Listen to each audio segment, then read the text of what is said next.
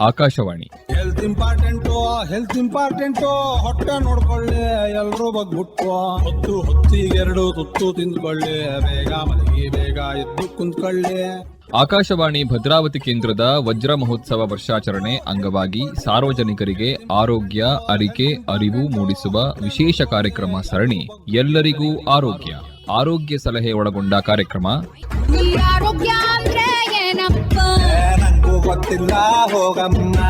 ಈ ಕಾರ್ಯಕ್ರಮ ಸರಣಿಯ ಸಹಯೋಗ ಹಾಗೂ ಪ್ರಾಯೋಜಕರು IMA ಶಿವಮೊಗ್ಗ ಶಾಖೆ. ಆರೋಗ್ಯವೇ ಭಾಗ್ಯ ಅಂತ ಕಾಯಿಲೆ ಕತ್ತಲೆ ಮೂಲ ಯಾವಂದು ಹೇಳೋಕೆ ಆಗೋದಿಲ್ಲ. ರಕ್ತ ವರ್ಗಾವಣೆ ಏಕೆ ಹೇಗೆ ಈ ಕುರಿತು ಮಾಹಿತಿ ನೀಡುತ್ತಾರೆ ಶಿವಮೊಗ್ಗದ ಸುಬ್ಬಯ್ಯ ಸಮೂಹ ಸಂಸ್ಥೆಯ ರೋಗಶಾಸ್ತ್ರಜ್ಞರಾದ ಮತ್ತು ಕಾರ್ಯನಿರ್ವಾಹಕ ನಿರ್ದೇಶಕಿ ಡಾಕ್ಟರ್ ವಿನಯ್ ಶ್ರೀನಿವಾಸ್. ನಮಸ್ಕಾರ. ರಕ್ತ ವರ್ಗಾವಣೆ ಏಕೆ ಹೇಗೆ? ರಕ್ತದಾನ ಅತ್ಯಂತ ಮಹತ್ವದ ದಾನ. ತುರ್ತು ಪರಿಸ್ಥಿತಿಯಲ್ಲಿ ರೋಗಿಯ ಜೀವವನ್ನು ಉಳಿಸುವ ಶಕ್ತಿ ರಕ್ತಕ್ಕಿದೆ.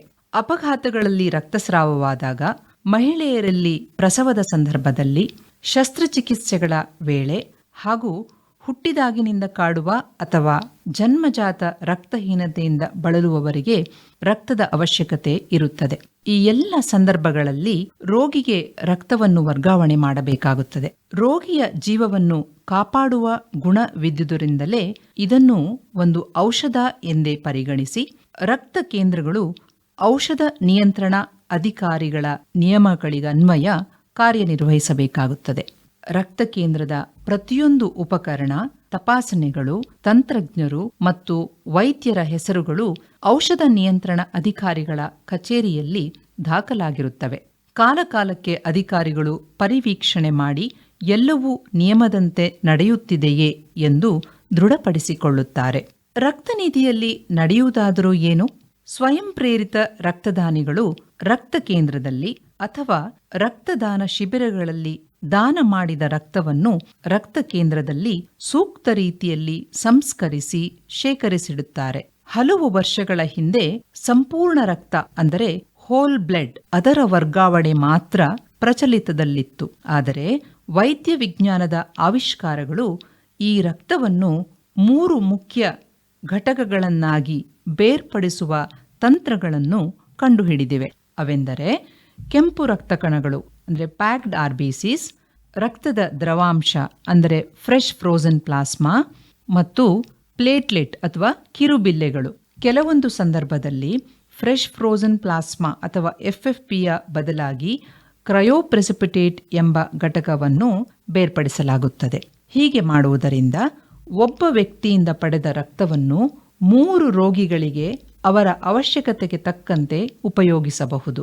ರಕ್ತಹೀನತೆ, ರಕ್ತಸ್ರಾವ ಮತ್ತು ಶಸ್ತ್ರಚಿಕಿತ್ಸೆಯ ವೇಳೆ ಕೆಂಪು ರಕ್ತ ಕಣಗಳ ವರ್ಗಾವಣೆ ಹೆಚ್ಚು ಸೂಕ್ತವೆನಿಸಿದರೆ, ನಿರ್ಜಲೀಕರಣ ಅಥವಾ ರಕ್ತಸ್ರಾವವನ್ನು ನಿಯಂತ್ರಿಸುವ ಕೆಲವು ಅಂಶಗಳ ಕೊರತೆ ಇರುವವರಿಗೆ ರಕ್ತದ ದ್ರವಾಂಶ ಅಥವಾ ಫ್ರೆಶ್ ಫ್ರೋಜನ್ ಪ್ಲಾಸ್ಮಾವನ್ನು ಹಾಗೂ ಪ್ಲೇಟ್ಲೆಟ್ ಕಡಿಮೆಯಾದಾಗ, ಉದಾಹರಣೆಗೆ ಡೆಂಗಿ ಜ್ವರ, ಇಲಿ ಜ್ವರ ಮೊದಲಾದ ಸಮಸ್ಯೆಗಳಲ್ಲಿ ಕೇವಲ ಪ್ಲೇಟ್ಲೆಟ್ಗಳನ್ನು ವರ್ಗಾವಣೆ ಮಾಡಲಾಗುತ್ತದೆ. ಪಾಲಿವಿನೈಲ್ ಕ್ಲೋರೈಡ್ ಎಂಬ ವಸ್ತುವಿನಿಂದ ತಯಾರಿಸಲ್ಪಟ್ಟ ವಿಶೇಷ ಚೀಲಗಳಲ್ಲಿ ರಕ್ತವನ್ನು ಸಂಗ್ರಹಿಸಲಾಗುತ್ತದೆ. ಆ ಚೀಲದಲ್ಲಿ ಮೊದಲೇ ರಕ್ತ ಹೆಪ್ಪುಗಟ್ಟುವುದನ್ನು ತಡೆಯಲು ಸೂಕ್ತ ದ್ರಾವಣವನ್ನು ಹಾಕಿರಲಾಗುತ್ತದೆ. ಸಾಮಾನ್ಯವಾಗಿ 350 ಮಿಲಿಲೀಟರ್, ಇನ್ನು ಕೆಲವು ಸಂದರ್ಭಗಳಲ್ಲಿ 450 ಮಿಲಿಲೀಟರ್ ರಕ್ತವನ್ನು ದಾನಿಯಿಂದ ಸಂಗ್ರಹಿಸಲಾಗುತ್ತದೆ. ಈ ಸಂಗ್ರಹವನ್ನು ಸ್ವಚ್ಛ ಪರಿಸರದಲ್ಲಿ ಮಾಡುವುದು ಬಹಳ ಅವಶ್ಯ. ದಾನಿಯಿಂದ ರಕ್ತ ಸಂಗ್ರಹಿಸುವ ಪ್ರಕ್ರಿಯೆಗೆ ತಗಲುವ ಸಮಯ ಕೇವಲ 15ರಿಂದ 20 ನಿಮಿಷಗಳು. ನಂತರ ಆತ ಮೊದಲಿನಂತೆ ತನ್ನ ಕಾರ್ಯಕ್ಕೆ ತೆರಳಬಹುದು. ಆತನಿಗೆ ಯಾವುದೇ ವಿಶೇಷ ವಿಶ್ರಾಂತಿ ಅಥವಾ ಔಷಧಗಳ ಅಗತ್ಯತೆ ಇರುವುದಿಲ್ಲ. ಆ ದಿನ ಮಾತ್ರ ಸ್ವಲ್ಪ ಹೆಚ್ಚು ದ್ರವಾಂಶ ಸೇವಿಸಲು ಹಾಗೂ ಪರಿಶ್ರಮ ಬೇಡುವ ಕೆಲಸಗಳನ್ನು ಮಾಡದಿರಲು ವೈದ್ಯರು ಸೂಚಿಸುತ್ತಾರೆ. ಆತನಿಂದ ಸಂಗ್ರಹಿಸಿದ ರಕ್ತವನ್ನು 3 ಘಟಕಗಳನ್ನಾಗಿ ವಿಂಗಡಿಸುವುದು ಮುಂದಿನ ತಯಾರಿ. ಈ ಪ್ರಕ್ರಿಯೆಯು ರಕ್ತವನ್ನು ಸಂಗ್ರಹಿಸಿದ 6 ತಾಸುಗಳ ಒಳಗಾಗಿಯೇ ಆಗಬೇಕು. ರಕ್ತದ ಎಲ್ಲ ಘಟಕಗಳನ್ನು ಸೂಕ್ತ ರೆಫ್ರಿಜಿರೇಟರ್ಗಳಲ್ಲಿ ಸಂಗ್ರಹಿಸಲಾಗಿಡುತ್ತದೆ. ದ್ರವಾಂಶ ಅಂದರೆ ಫ್ರೆಶ್ ಫ್ರೋಜನ್ ಪ್ಲಾಸ್ಮಾವನ್ನು -40 ಡಿಗ್ರಿ ಉಷ್ಣಾಂಶದಲ್ಲಿಯೂ, ಪ್ಯಾಕ್ಡ್ RBC ಅಂದರೆ ಕೆಂಪು ರಕ್ತ ಕಣಗಳನ್ನು 2 ರಿಂದ 6 ಡಿಗ್ರಿ ಉಷ್ಣಾಂಶದಲ್ಲಿಯೂ, ಕ್ರಯೋಪ್ರೆಸಿಪಿಟೇಟ್ ಎಂಬ ಘಟಕವನ್ನು -80 ಡಿಗ್ರಿ ಉಷ್ಣಾಂಶದಲ್ಲಿಯೂ ಹಾಗೂ ಪ್ಲೇಟ್ಲೆಟ್ ಅಥವಾ ಕಿರುಬಿಲ್ಲೆಗಳನ್ನು ಕೊಠಡಿಯ ಉಷ್ಣಾಂಶ ಅಂದರೆ 25 ರಿಂದ 28 ಡಿಗ್ರಿ ಉಷ್ಣಾಂಶದಲ್ಲಿಯೂ ಶೇಖರಿಸಿಡಬೇಕಾಗುತ್ತದೆ. ಫ್ರೆಶ್ ಫ್ರೋಜನ್ ಪ್ಲಾಸ್ಮಾ ಅಂದರೆ ರಕ್ತದ ದ್ರವಾಂಶ ಹಾಗೂ ಕ್ರಯೋಪ್ರೆಸಿಪಿಟೇಟ್ ಅನ್ನು 1 ವರ್ಷದವರೆಗೂ, ಕಿರುಬಿಲ್ಲೆಗಳು ಅಥವಾ ಪ್ಲೇಟ್ಲೆಟ್ಗಳನ್ನು ಕೇವಲ 5 ದಿನಗಳವರೆಗೂ ಹಾಗೂ ಕೆಂಪು ರಕ್ತ ಕಣಗಳು ಅಂದರೆ ಪ್ಯಾಕ್ಡ್ RBCಯನ್ನು 35 ದಿನಗಳವರೆಗೆ ಮಾತ್ರ ನಾವು ರಕ್ತ ಕೇಂದ್ರದಲ್ಲಿ ಸಂಗ್ರಹಿಸಿಡಬಹುದು. ಇನ್ನು ಯಾರೆಲ್ಲ ರಕ್ತದಾನ ಮಾಡಬಹುದು? 50 ಕೆಜಿಗೂ ಹೆಚ್ಚು ತೂಕವಿರುವ, 12.5 ಗ್ರಾಂಗಿಂತಲೂ ಹೆಚ್ಚು ಹಿಮೋಗ್ಲೋಬಿನ್ ಹೊಂದಿರುವ, 18 ರಿಂದ 60 ವಯೋಮಾನದ ಎಲ್ಲ ಆರೋಗ್ಯವಂತ ಮಹಿಳೆಯರು ಮತ್ತು ಪುರುಷರು 3 ತಿಂಗಳಿಗೊಮ್ಮೆ ರಕ್ತದಾನ ಮಾಡಬಹುದು. ರಕ್ತದಾನ ಮಾಡುವುದರಿಂದ ಯಾವುದೇ ಹಾನಿ ಇಲ್ಲ, ಬದಲಾಗಿ ಅನೇಕ ಪ್ರಯೋಜನಗಳು ರಕ್ತದಾನದಿಂದ ವ್ಯಕ್ತಿಗೆ ಆಗುತ್ತವೆ.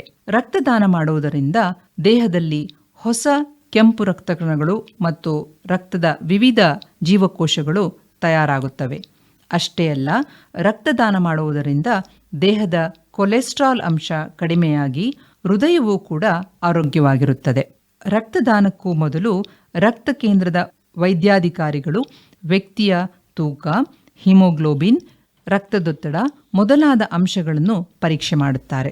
ಯಾರು ರಕ್ತದಾನ ಮಾಡುವಂತಿಲ್ಲ? ಮಧುಮೇಹ ಅಥವಾ ಅಧಿಕ ರಕ್ತದೊತ್ತಡದ ಸಮಸ್ಯೆಯಿಂದ ಬಳಲುತ್ತಿದ್ದು ಅದು ನಿಯಂತ್ರಣದಲ್ಲಿಲ್ಲದಿದ್ದರೆ, ದೊಡ್ಡ ಪ್ರಮಾಣದ ಶಸ್ತ್ರಚಿಕಿತ್ಸೆಯಾದವರು ಮುಂದಿನ 1 ವರ್ಷದವರೆಗೆ, ಸಣ್ಣ ಶಸ್ತ್ರಚಿಕಿತ್ಸೆಗೆ ಒಳಗಾದವರು ಮುಂದಿನ 6 ತಿಂಗಳವರೆಗೆ, ಟ್ಯಾಟೂಯಿಂಗ್ ಅಥವಾ ಹಚ್ಚೆಯನ್ನು ಹಾಕಿಸಿಕೊಂಡವರು ಮುಂದಿನ 3 ತಿಂಗಳವರೆಗೆ, ಯಾವುದಾದರೂ ಲಸಿಕೆಯನ್ನು ಹಾಕಿಸಿಕೊಂಡವರು ಮುಂದಿನ 3 ತಿಂಗಳವರೆಗೆ ರಕ್ತದಾನ ಮಾಡುವಂತಿಲ್ಲ. ಇದರೊಂದಿಗೆ ಗರ್ಭಿಣಿ ಸ್ತ್ರೀಯರು, ಎದೆಹಾಲುಣಿಸುವ ತಾಯಂದರು, ಕ್ಯಾನ್ಸರ್, ಕ್ಷಯರೋಗದಿಂದ ಬಳಲುವವರು ಕೂಡ ರಕ್ತದಾನಕ್ಕೆ ಮುಂದಾಗುವಂತಿಲ್ಲ. ರಕ್ತವು ಅತ್ಯಮೂಲ್ಯವಾದ ವಸ್ತು. ತೆರೆದ ಹೃದಯದ ಶಸ್ತ್ರಚಿಕಿತ್ಸೆಯ ವೇಳೆ ಹಾಗೆ ಪ್ರಸವದ ಬಳಿಕ ತೀವ್ರ ರಕ್ತಸ್ರಾವವಾದಾಗ ಒಬ್ಬ ವ್ಯಕ್ತಿಗೆ 4 ರಿಂದ 5 ಯೂನಿಟ್ ರಕ್ತ ಕೊಡಬೇಕಾದಂತಹ ಪರಿಸ್ಥಿತಿಯೂ ಇರುತ್ತದೆ. ಈ ರೀತಿಯ ರಕ್ತ ಕೇಂದ್ರದಲ್ಲಿ ಶೇಖರಿಸಿಟ್ಟ ರಕ್ತವನ್ನು ರೋಗಿಗೆ ಕೊಡುವ ಮೊದಲು ರಕ್ತದಿಂದ ಹರಡಬಹುದಾದ 5 ಸೋಂಕುಗಳಿಗಾಗಿ ಪರೀಕ್ಷೆ ಮಾಡಬೇಕು. ಅವೆಂದರೆ HIV ವೈರಾಣು, ಹೆಪಟೈಟಿಸ್ B ವೈರಾಣು, ಹೆಪಟೈಟಿಸ್ C ವೈರಾಣು, ಸಿಫಿಲಿಸ್ ಬ್ಯಾಕ್ಟೀರಿಯಾ ಮತ್ತು ಮಲೇರಿಯಾ ಸೂಕ್ಷ್ಮಜೀವಿ. ಅಷ್ಟೇ ಅಲ್ಲದೆ ರೋಗಿಗೆ ರಕ್ತವನ್ನು ವರ್ಗಾವಣೆ ಮಾಡುವ ಮೊದಲು ಆತನ ರಕ್ತದ ಮಾದರಿಯೊಂದಿಗೆ ದಾನಿಯ ರಕ್ತವನ್ನು ಹೊಂದಿಸಿ ನೋಡಿ ಅಲ್ಲಿ ಯಾವುದೇ ಅವಘಡ ಅಥವಾ ಅಪಾಯಕರ ಪ್ರಕ್ರಿಯೆ ನಡೆಯದಿಲ್ಲದಿದ್ದರೆ ಮಾತ್ರ ರಕ್ತ ವರ್ಗಾವಣೆಗೆ ಮುಂದಾಗಬಹುದು. ಆಸ್ಪತ್ರೆಯಲ್ಲಿ ರಕ್ತ ವರ್ಗಾವಣೆಗೆಂದು ವೈದ್ಯರು ಸೂಚಿಸಿದಾಗ ರೋಗಿಯ ಸಂಬಂಧಿಗಳು ರೋಗಿಯ ರಕ್ತದ ಮಾದರಿಯನ್ನು ರಕ್ತ ಕೇಂದ್ರಕ್ಕೆ ತೆಗೆದುಕೊಂಡು ಹೋಗಬೇಕು. ಅಲ್ಲಿ ಸೂಕ್ತ ಗುಂಪಿನ ದಾನಿಯ ರಕ್ತದೊಂದಿಗೆ ರೋಗಿಯ ರಕ್ತವನ್ನು ಹೊಂದಿಸಿ ನೋಡಲಾಗುವುದು. ಆ ಪ್ರಕ್ರಿಯೆಗೆ 30 ರಿಂದ 45 ನಿಮಿಷಗಳು ತಗುಲುತ್ತವೆ. ಆಗ ರೋಗಿಯ ಸಂಬಂಧಿಗಳು ತಾಳ್ಮೆಯಿಂದ ಕಾಯಬೇಕಾಗುತ್ತದೆ. ಹಾಗಾಗಿಯೇ ರಕ್ತ ವರ್ಗಾವಣೆ ಬೇಡುವ ಮೊದಲೇ ನಿರ್ಧರಿತ ಶಸ್ತ್ರಚಿಕಿತ್ಸೆಗಳಿದ್ದಾಗ ರಕ್ತ ಕೇಂದ್ರಗಳಲ್ಲಿ ಮುಂಗಡವಾಗಿ ರೋಗಿಯ ರಕ್ತವನ್ನು ಹೊಂದಿಸಿಡುವುದು ಸೂಕ್ತ. ಹಾಗೆ ಮಾಡುವುದರಿಂದ ರಕ್ತದ ಅಗತ್ಯತೆ ಇದ್ದಾಗ ತಕ್ಷಣವೇ ರಕ್ತವನ್ನು ತಂದು ಆಸ್ಪತ್ರೆಯಲ್ಲಿ ಕೊಡುವುದು ಸಾಧ್ಯ. ಸಾಮಾನ್ಯವಾಗಿ ಆಯಾ ಗುಂಪಿನ ರಕ್ತದ ರೋಗಿಗೆ ಅದೇ ಗುಂಪಿನ ರಕ್ತವನ್ನು ವರ್ಗಾವಣೆ ಮಾಡುತ್ತಾರೆ. 2 ಬಗೆಯ ವಿಶೇಷ ರಕ್ತದಾನ ಪ್ರಕ್ರಿಯೆಯ ಬಗ್ಗೆ ಎಲ್ಲರೂ ತಿಳಿದಿದ್ದರೆ ಒಳಿತು. ಮೊದಲನೆಯದು ಆಟೋಲಾಗಸ್ ಬ್ಲಡ್ ಟ್ರಾನ್ಸ್ಫ್ಯೂಷನ್, ಅಂದರೆ ಮೊದಲೇ ನಿರ್ಧರಿತವಾದ ಕೆಲವು ಶಸ್ತ್ರಚಿಕಿತ್ಸೆಯಲ್ಲಿ ರೋಗಿಯ ರಕ್ತದ ಅಂಶವು ಗರಿಷ್ಠವಾಗಿದ್ದು, ಅಂದರೆ ರೋಗಿಯ ಹಿಮೋಗ್ಲೋಬಿನ್ ಅಂಶವು ಸಹಜವಾಗಿದ್ದಾಗ ಆತನಿಂದ ಸಂಗ್ರಹಿಸಿದ ರಕ್ತವನ್ನೇ ರಕ್ತನಿಧಿಯಲ್ಲಿ ಸಂಸ್ಕರಿಸಿಟ್ಟು ಮುಂದೆ ಶಸ್ತ್ರಚಿಕಿತ್ಸೆಯ ವೇಳೆಯಲ್ಲಿ ಅದೇ ರಕ್ತವನ್ನು ಆತನಿಗೆ ವರ್ಗಾಯಿಸುವ ಪ್ರಕ್ರಿಯೆಯನ್ನು ಆಟೋಲಾಗಸ್ ಬ್ಲಡ್ ಟ್ರಾನ್ಸ್ಫ್ಯೂಷನ್ ಎಂದು ಹೇಳುತ್ತಾರೆ. ಹಾಗೆಯೇ ಸಿಂಗಲ್ ಡೋನರ್ ಪ್ಲೇಟ್ಲೆಟ್ ಹೀಗೆಂದರೇನು? ರೋಗಿಗೆ ಹೆಚ್ಚಿನ ಸಂಖ್ಯೆಯ ಪ್ಲೇಟ್ಲೆಟ್ಗಳ ಅವಶ್ಯಕತೆ ಇದ್ದಾಗ ಹಲವು ದಾನಿಗಳಿಂದ ಪಡೆದ ಪ್ಲೇಟ್ಲೆಟ್ಗಳನ್ನು ವರ್ಗಾವಣೆ ಮಾಡುವುದರ ಬದಲು ಒಬ್ಬ ದಾನಿಯಿಂದ ಬೇರ್ಪಡಿಸಿದ ಪ್ಲೇಟ್ಲೆಟ್ಗಳನ್ನು ವರ್ಗಾವಣೆ ಮಾಡಲಾಗುತ್ತದೆ. ಈ ರೀತಿ ಮಾಡುವುದರಿಂದ ಒಂದೇ ಬಾರಿ ಹೆಚ್ಚಿನ ಸಂಖ್ಯೆಯ ಪ್ಲೇಟ್ಲೆಟ್ಗಳನ್ನು ವರ್ಗಾಯಿಸುವುದು ಹಾಗೂ ಹೆಚ್ಚು ಕ್ಷಮತೆಯುಳ್ಳ ಪ್ಲೇಟ್ಲೆಟ್ಗಳನ್ನು ವರ್ಗಾಯಿಸುವುದು ಸಾಧ್ಯ. ಅಲ್ಲದೆ ಈ ಪ್ರಕ್ರಿಯೆಯಲ್ಲಿ ಒಬ್ಬನೇ ದಾನಿಯ ಪ್ಲೇಟ್ಲೆಟ್ಗಳನ್ನು ರೋಗಿಗೆ ಕೊಡುವುದರಿಂದ ಅಲರ್ಜಿ ಮತ್ತಿತರ ಪ್ರಕ್ರಿಯೆಗಳ ಸಂಭವವು ಕಡಿಮೆಯಿರುತ್ತದೆ. ಆದರೆ ಇದು ಕೆಲವು ರಕ್ತನಿಧಿಗಳಲ್ಲಿ ಲಭ್ಯವಿರುತ್ತದೆ. ಎಲ್ಲ ರಕ್ತ ಕೇಂದ್ರಗಳಲ್ಲಿ ಸ್ವಯಂ ಪ್ರೇರಿತ ರಕ್ತದಾನಿಗಳ ಹೆಸರು ಮತ್ತು ಅವರ ರಕ್ತದ ಗುಂಪನ್ನು ಒಂದು ಪುಸ್ತಕದಲ್ಲಿ ದಾಖಲಿಸಿ ಇಡಲಾಗುತ್ತದೆ. ತುರ್ತು ಪರಿಸ್ಥಿತಿಗಳಲ್ಲಿ ನಿರ್ದಿಷ್ಟವಾದ ರಕ್ತದ ಗುಂಪಿನ ಅವಶ್ಯಕತೆ ಇದ್ದಾಗ ದಾನಿಗಳನ್ನು ಸಂಪರ್ಕಿಸಿ ರಕ್ತದಾನಕ್ಕಾಗಿ ವಿನಂತಿಸಲಾಗುತ್ತದೆ. ನಮ್ಮ ಸುತ್ತಲೂ ಇದುವರೆಗೂ 100ಕ್ಕೂ ಹೆಚ್ಚು ಬಾರಿ ರಕ್ತದಾನ ಮಾಡಿದ ಸಹೃದಯರು ಆರೋಗ್ಯವಂತರಾಗಿಯೇ ಬದುಕುತ್ತಿದ್ದಾರೆ. ನೆನಪಿಡಿ, ರಕ್ತಕ್ಕೆ ಪರ್ಯಾಯವಾದ ವಸ್ತುವಿಲ್ಲ. ಹಾಗೆಯೇ ರಕ್ತವನ್ನು ಕೃತಕವಾಗಿ ತಯಾರಿಸಲೂ ಬರುವುದಿಲ್ಲ. ಪ್ರಯತ್ನಗಳು ನಡೆದಿವೆಯಾದರೂ ಆ ಪ್ರಕ್ರಿಯೆ ದುಬಾರಿ ಹಾಗೂ ಹಾಗೆ ತಯಾರಿಸಿದ ರಕ್ತವು ಸಹಜ ರಕ್ತದ ಕ್ಷಮತೆಯನ್ನು ಕೂಡ ಹೊಂದಿರುವುದಿಲ್ಲ. ಹಾಗಾಗಿ ನೀವು ದಾನ ಮಾಡುವ ರಕ್ತವು ಕೆಲವು ಬಗೆಯ ಜನ್ಮಜಾತ ರಕ್ತಹೀನತೆಯಿಂದ ಬಳಲುವವರಿಗೆ ಮುಖ್ಯ ಚಿಕಿತ್ಸೆಯೇ ನಿಯಮಿತವಾದ ರಕ್ತ ವರ್ಗಾವಣೆ. ಹಾಗಾಗಿ ರಕ್ತದ ಅವಶ್ಯಕತೆ ಬಹಳವೇ ಇದೆ. ಹಾಗಾಗಿ ನೀವೂ ಕೂಡ ಇಂದೇ ರಕ್ತದಾನದ ಸಂಕಲ್ಪ ಮಾಡಿ ಹತ್ತಿರದ ರಕ್ತ ಕೇಂದ್ರಕ್ಕೆ ತೆರಳಿ ನಿಮ್ಮ ಹೆಸರನ್ನು ನೋಂದಾಯಿಸಿ ನಿಮ್ಮ ಬದುಕಿನ ಮಹತ್ವದ ದಿನಗಳಂದು ರಕ್ತದಾನಕ್ಕೆ ಮುಂದಾಗಿ. ಧನ್ಯವಾದಗಳು. ಇದುವರೆಗೆ ರಕ್ತ ವರ್ಗಾವಣೆ ಹೇಗೆ ಈ ಕುರಿತು ಮಾಹಿತಿ ನೀಡಿದವರು ಶಿವಮೊಗ್ಗದ ಸುಬ್ಬಯ್ಯ ಸಮೂಹ ಸಂಸ್ಥೆಯ ರೋಗಶಾಸ್ತ್ರಜ್ಞರಾದ ಮತ್ತು ಕಾರ್ಯನಿರ್ವಾಹಕ ನಿರ್ದೇಶಕಿ ಡಾಕ್ಟರ್ ವಿನಯ್ ಶ್ರೀನಿವಾಸ್ ಅವರಿಂದ ಕೇಳಿದಿರಿ. ಹೆಲ್ತ್ ಇಂಪಾರ್ಟೆಂಟು, ಹೆಲ್ತ್ ಇಂಪಾರ್ಟೆಂಟು, ಹೊಟ್ಟೆ ನೋಡ್ಕೊಳ್ಳಿ ಎಲ್ರೂ ಬಗ್ಬಿಟ್ಟು. ಐಎಂಎ ಶಿವಮೊಗ್ಗ ಶಾಖೆಯ ಅಮೃತ ಮಹೋತ್ಸವ ಹಾಗೂ ಆಕಾಶವಾಣಿ ಭದ್ರಾವತಿ ಕೇಂದ್ರದ ವಜ್ರ ಮಹೋತ್ಸವ ವರ್ಷಾಚರಣೆ ಅಂಗವಾಗಿ ಸಾರ್ವಜನಿಕರಿಗೆ ಆರೋಗ್ಯ, ಅರಿಕೆ, ಅರಿವು ಮೂಡಿಸುವ ವಿಶೇಷ ಕಾರ್ಯಕ್ರಮ ಸರಣಿ ಎಲ್ಲರಿಗೂ ಆರೋಗ್ಯ ಸಲಹೆ ಒಳಗೊಂಡ ಕಾರ್ಯಕ್ರಮ. ನಂಗೂ ಗೊತ್ತಿಲ್ಲ ಹೋಗಮ್ಮ. ಈ ಕಾರ್ಯಕ್ರಮ ಸರಣಿಯ ಸಹಯೋಗ ಹಾಗೂ ಪ್ರಾಯೋಜಕರು ಐಎಂಎ ಶಿವಮೊಗ್ಗ ಶಾಖೆ.